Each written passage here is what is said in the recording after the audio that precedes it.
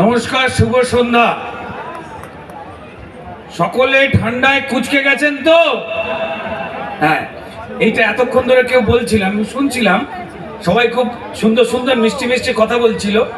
যাই হোক, আমার ভাই দেখে আমার দাদা মনে হয়, প্রদীপের মাথার চুল দিয়ে প্রদীপকে বিচার করবেন ওর বয়স কত। প্রথমেই বলে দিই, ওর বয়স 16, কিন্তু 8 বছর বয়সে সরকারি নিয়ম ভেঙে লুকিয়ে বিয়ে করার জন্য সংসারের চাপে এবং তাপে ওর যা যা চুল মাথায় ছিল সেগুলো আমাদের বাড়ির পাপোশ হয়ে গেছে। হলো হ্যাঁ, এই হাততালির মানে হলো যারা যারা হাত বগলে এবং বিভিন্ন জায়গায় গুঁজে রেখেছেন তারা বার করেছেন, তাদের জন্য একটা জোরে হাততালি হোক। ধন্যবাদ। গরম হাত, নিজের হাত ঠিক জায়গায় রাখবেন, হালকা আলোতে হাত যেন অন্য কাউকে খিঁচে না দেয়।